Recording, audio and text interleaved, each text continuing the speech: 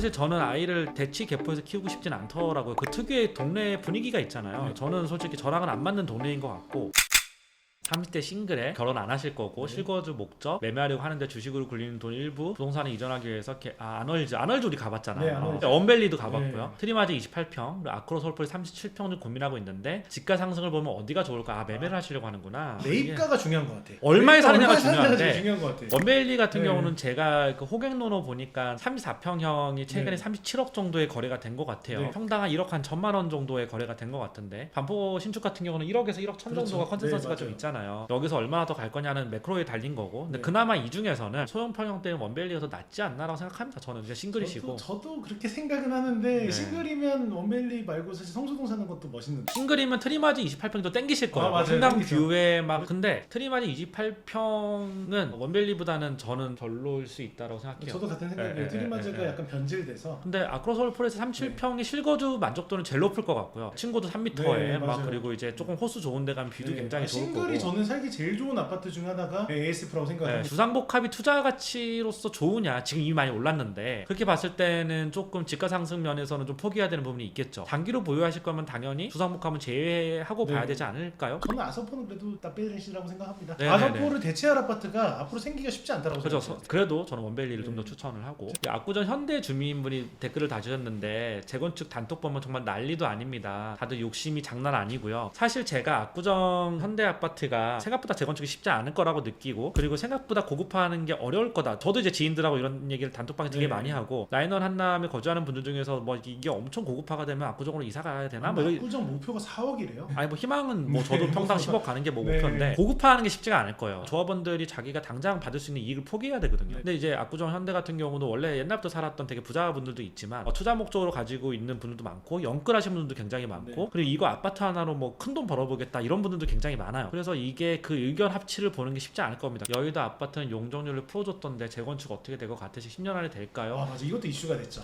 이게 진짜 진짜 큰 어려운 이슈죠. 얘기인데 네. 저는 이렇게 생각해요. 다음 서울시장과 다음 대통령이 누가 되느냐에 그거 따라서 중요하죠. 정말 네. 많은 게 바뀔 거라 생각해요. 그래서 사실 재건축 네. 재개발이 정말 쉽지 않아요. 하여튼 그거 지켜봐야 된다고 생각해요. 저는 했으면 좋겠다는 생각의 주의라서. 저도 했으면 좋겠어요. 네, 저도. 제발 네. 했으면 좋겠습니다. 네, 낡은 아파트 계속 뭐 40년 아파트 살려고 하는 것도 그렇고 원베일리 33평 2개를 팔고 꼬마 네. 빌딩으로 갈아타는 게 나을까요? 라고 물어보시는 분이 계시네요. 제가 생각할 때는 저게 성공할 확률은 30%. 근데 30%가 능력 있는 사람은 할 만한데 그런 거를 잘 선택을 못하면 저는 실패 확률이 더 높을 수 그럼 있어요. 꼬마 빌딩을 살 때 네. 가장 많이 갖춰야 되는 능력이 뭐가 있어요? 대표적으로. 그러니까 저는 사실 이거 제일 중요하게 생각하는 게 덩어리라고 생각해요. 각 지역에 어울리는 덩어리가 있거든요. 예를 들어 강남에서는 50억짜리 뭐 100억짜리 이런 것들이 되게 덩어리가 크지 않다 보니까 누구나 쉽게 접근할 수 있는데 다른 지역들 은평구나 강북구 같은 데 100억짜리 건물은 진짜 그 동네에서 너무 큰 거거든요. 그래가지고 그런 거 잘못 사면 빠져나올 수가 없어요. 그래서 저는 그 지역에 어울리는 덩어리 그거를 선택하는 게 가장 핵심이다라고 생각을 합니다. 그 정도 금액을 쓸 분들은 진짜 실사용으로 병원을 사용하거나 이런 분들과 수요가 굉장히 제한돼 있어요. 덩어리가 중요한 것 같고요. 맞습니다. 첼리투스 비로얄 세대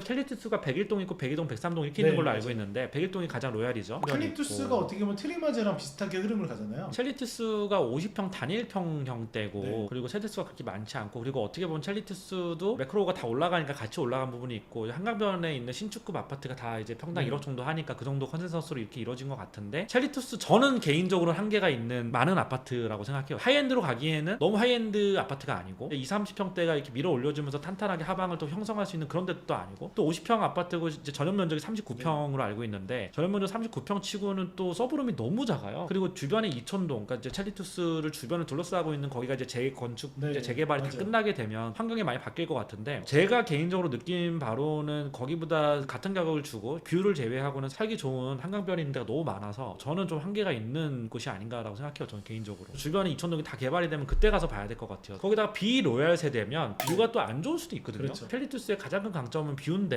네. 비로얄 세대를 굳이 그 돈 주고 사야 될까요? 라고 네. 생각해보면 저는 모르겠습니다.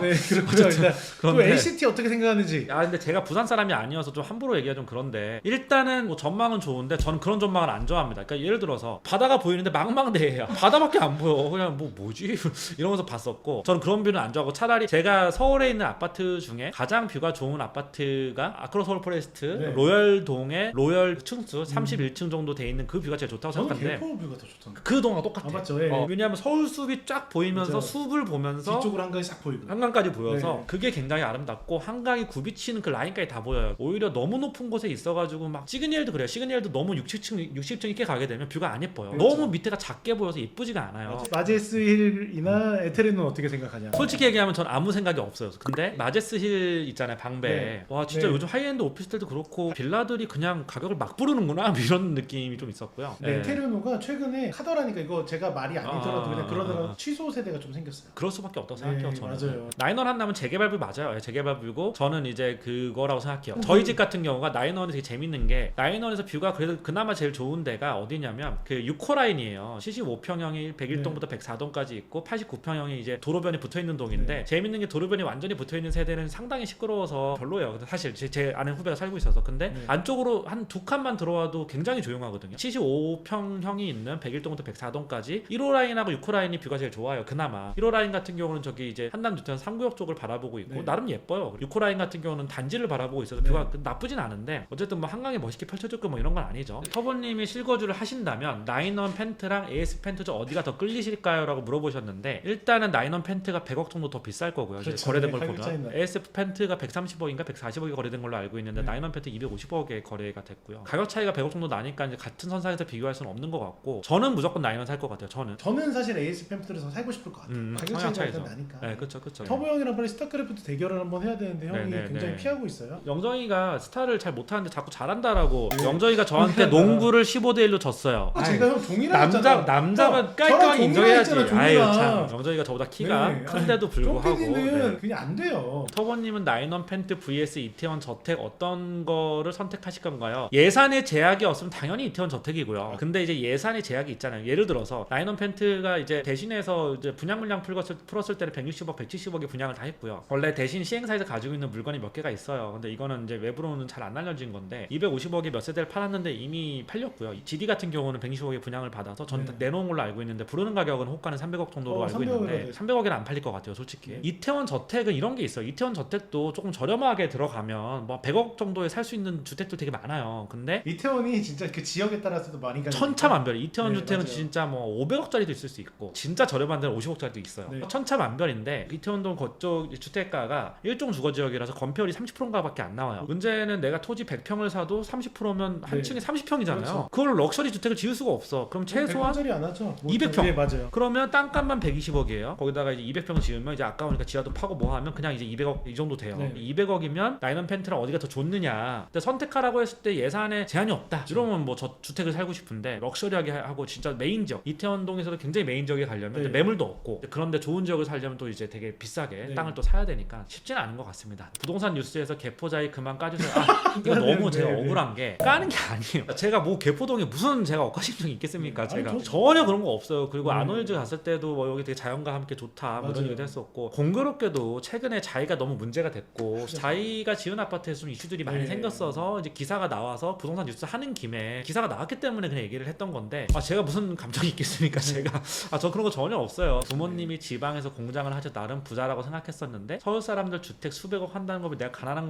건가 현실? 이런 생각을 하지 마. 이런 생각을 가지면 안 되는 이런 거예요. 생각 하지면 안 돼. 세상에 어디를 가도 나보다 부자들은 있고 비교하기 시작하면 끝도 없어요, 진짜. 제가 엄청 부자는 아니지만 내가 진짜 돈이 없는 사람이구나라는 생각을 한 번도 한 적이 없고 살다가 네. 미술 컬렉팅을 하면서 내가 진짜 돈이 너무 없는 사람이구나 생각을 하게 됐어요. 진짜로. 왜? 미술품은 진짜 캐시 100억 소진되는 거 한순간이에요. 한 작품에 막 70억 정도 지르고 막 이런 사람들 보니까 내가 따라갈 수 없는 그런 영역이구나라는 생각을 좀 했고 이 세계를 깊게 빠져들수록 내가 돈이 너무 없는 거예요. 비교하기 시작하면 약간 끝도 없습니다. 이게. 인생을 생각하면서 저도 요즘에 많이 느끼는 게 그쵸, 절대 비교를 하면 안 되고 무조건 인생은 나와의 싸움. 제가 인생의 약간 목표 중에 하나고 제가 제일 생각하는 것 중에 하나가 나한테 관대하지 말고 항상 나와의 싸움에서 이기자라는 생각으로만 살면 결국엔 행복하더라고요. 그러니까 행복이라는 네. 게 결국은 강도보다는 빈도라고 하는 제가 네. 전 동가 행복이라는 컨텐츠에서 얘기를 했었고 빈도와 관계인데 그 결국은 얼마만큼 내가 나에게 만족을 주고 도파민을 건전하게 분비시킬 수 있는 그런 빈도들을 많이 만들 수 있느냐와 그리고 내 주변의 지인들 또는 뭐 가족들과의 어떤 관계가 행복을 결정짓는 굉장히 결정적인 요소라고 하는 거는 이 행복에 대한 연구에서 끝난 거예요. 이미 논쟁의 여지가 없어요. 사실 남하고 비교하기 시작하면 의미가 없는 것 같아요. 의미가 없고 38개월 된 아기가 있는데 원베일이랑 여의도 브라이튼 중에 고민 중입니다. 예산과 이런 거에 따라 좀 다르겠지만 저는 반포가 낫다고 생각합니다. 아이 키우기에는 반포가 좋아요. 학군 그다음에 부모님들의 약간 성향. 근데 반포도 근데 사는 거에 좀 어려움이 있을 수 있는 게 되게 비교가 될 수 있어요. 한 대표님이 매일 하는 얘기가 자기가 이 아파트에서 제일 가난한 것 같다. 그리고 항상 어린이집이든 아니면 뭐 주변에 있는 학생들 만나면 다들 막 할아버지 할머니도 되게 잘 살고 그런 것들에 그런 사람만 봐서 그래. 그렇죠. 반포 일단 분위기 자체가 돈으로가 좀 있어요. 난 반포 30년 살았는데 한 번도 느껴본 적이 없는데. 부모의 입장에서도 다른 느낌인 것 같아요. 부모의 네. 입장에서 많이 휘둘리는 사람은 오히려 반포 사는 게 힘들 수도 있어요. 사실 저는 네. 이게 좀 나인원하고 반포랑 다른 점이라 생각해요. 물론 여기는 이제 반포 대비로 봤을 때 신혼부부 나이대가 네. 별로 없어요. 그러니까 나인원 한남에도 이제 아기 키우는 집들도 꽤 있긴 한데, 근데 이런 게 있어요. 여기는 그래도 아이 키우는 엄마들끼리 만나잖아요. 네. 그리고 이제 워낙 이제 반포는 신혼부부가 많고 아이 키우는 집들이 많고 여기는 이런 집들이 좀 희소해요. 여기는 그런 분위기가 아예 없어요. 경쟁을 하고 이런 게 아예 없어요. 서로 부자라고 뽐내고 이런 게 아예 없어요. 제가 느끼기에는 그래. 아예 없어요. 한남은 열애예요. 그래도 이제 뭔가 경쟁하는 곳에서는 반포가 제일 높은 곳 중에 하나다 보니까 그런 생각이 들긴 하는데. 영정이 그 네. 생각난다. 옛날에 이상한 마세라티 막 그 덜덜거리는 거 타고 다니면서 덜덜이라는 미아 가가지고 막 파트너 자랑하고 다니고 막. 사실 제가 제일 행복했을 때가 예전에 마세라티 탈 때였거든요. 터보 형을 만나기 전까지가 제 인생이 제일 행복했는데 이 형을 만나고 나서부터 제가 영정이한테 만나 좀 친해진 다음에 야, 마세라티는 근데 좀 그렇지 않냐 이렇게 얘기를 좀 했거든요. 저 그때 당시에는 마세라티 약간 꿈의 차였어요. 그 차를 욕하는 형이 정말 싫었어요. 터보 형을 처음 만났을 때 느낀 게 많았어요. 그러니까 저도 인생을 좀 나름 되게 재밌게 산다라고 생각을 했는데 확실히 저하고 다른 세계에 있는 사람들을 좀 만나다 보니까 정말 배움이 많았어요. 사람들이 이제 나보다 잘 사는 사람들 만나면 항상 어려워하고 만나면 좀 불편하잖아. 항상 막 가리키고 막 형 맨날 너 이러지 말아라 뭐 하지 말아라 뭐 이러면 안 된다 저런다. 김예슬 대표랑 터보 형이 제 인생을 거의 옥죄고 있거든요 지금. 그런데 사실 저는 이런 옥죄는 인생을 살다 보니까 오히려 좀 삶이 더 잘 되고 있다라는 생각이 들어요. 네. 원주역 근처 꼬마빌딩 어떻냐라고 이야기를 하시는데 원주역이 약간 강남에서는 2군 3군이에요. 그래서 오히려 지금 같은 시기에는 원주역이 인기가 별로 없어요. 부동산 경기가 좋을 때는 원주역 같은 경우도 상당히 다른 지역에 비해서 많이 올라갈 수 있는 동네긴 한데 지금 같은 상황에서는 원주역을 굳이 살 필요 없고요. 조금 더 도산대로나 학동역 근처 올라가 사시는 거를 저는 좀 더 추천을 드립니다. 공동 롯데캐슬 우리 그때 한번 지나가 봤었는데 77평가 청담면 30평대. 제가 친한 분이 저기 살고 있어요. 이거 어떻게 생각하세요? 솔직히 롯데캐슬. 실거주는 공동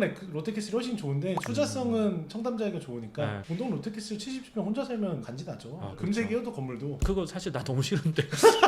아니 그 잠실에 있는 롯데캐슬도 금색이어서 거기 네. 사시는 분들이 그 햇빛이 미친 네. 일이 들어 너무 덥대. 실거주로 그냥 거주하는 목적으로 산다면 더 큰 데 사는 게 더 좋습니다. 양도세 내면 빌딩이고 아파트고 200억 차익 나도 뭐 50% 이제 세금 내야 남는 게 된다고 없어. 생각하니까 남는 게 맞죠? 법인을 바꾸죠. 네. 개인으로 사는 사람이 드뭅니다. 사실은 부동산이라는 게 부동산 투자가 진짜로 조금 매크로를 같이 타면서 부동산 투자의 가장 큰 장점 몇 가지가 있는데 하나는 일단 하방이 단단하고 네. 두 번째는 우리나라가 고대 경제 성장을 했을 때 그 경제 성장의 과실을 크게 노력하지 않고 같이 먹을 수 있는 그게 좀 있었고 실제로 이제 GDP 성장률보다 부동산의 핵심지 부동산 가격이 더 많이 상승을 했거든요. 그게 이제 레버리지와 어떤 그 네. 통화 가치 하락 뭐 이런 것들도 있는데 어쨌든 그런 부분에서 굉장히 어느 정도 하방이 단단하면서 좀 먹을 수 있는 것들이 있어서 좋았죠. 근데 지금 세금이 너무 많아서 실제로 부동산을 내가 토지를 사가지고 뭐 밸류업을 하든 뭘 하든 어떤 짓을 하든 간에 해가지고 이걸 막 2년 뭐 3년 안에 판다라고 했을 때 50%가 세금이거든요 거의. 그림은 세금이 어떻게 되냐 물었는데 그림 세금 거의 없잖아요. 그림은 양도세가 거의 없어요 사실. 잘만 투자하면 그림이 최고인데 네, 잘 잘 하기가 투자하는 힘들어요. 게 부동산에서 어렵죠. 성공할 확률이 30%다라고 하면 그림으로 이제 투자해서 지속 가능하게 이제 어느 정도 수익을 낼 확률은 1%도 안 돼요 사실. 아트테크 이런 거 전 다 사기라고 생각해요. 솔직히 말도 안 되는 얘기예요. 왜냐 아트테크를 하는 회사한테 좋은 그림을 줄 수가 없어요 절대로. 그림 시장의 구조를 좀만 알면 그 아트테크니 조각 투자니 다 말도 안 되는 얘기인데 그게 좀 답답하더라고요. 사람들이 왜 자꾸 저기 속을까. 자기 자본 25억으로 어떻게 봐야 할까요? 최근에 사실 딱 비슷한 사례 90년대생이신데 진짜 사업을 열심히 잘하셔가지고 영업이익을 한 5, 6억씩 꾸준히 내서 현금이 한 20억 정도 쌓인 법인을 가지고 있는 분이 계셨어요. 근데 그분이 이제 최근에 말했던 역삼동 5천만 원대 이거를 매입하신 분인데 역삼동의 노후주택 중에서 싼 거를 사면 메리트 있는 것 같아요. 돈 들고 잘 기다리시고 그다음 또 나랑 잘 맞는 컨설턴트 분한테 잘 이야기하시고 서로 커뮤니케이션을 잘 만들어서 좋은 정보를 빠르게 얻는 게 제일 핵심이에요. 그런 자신이 없고 그런 거에 대해서 노력을 안 하겠다라고 하면 하지 마세요. 나는 이런 게 하기 싫어서 네. 이제 안 하려고. 네, 그러니까 네, 귀찮으면 하지 마시고 귀찮아서 안 네,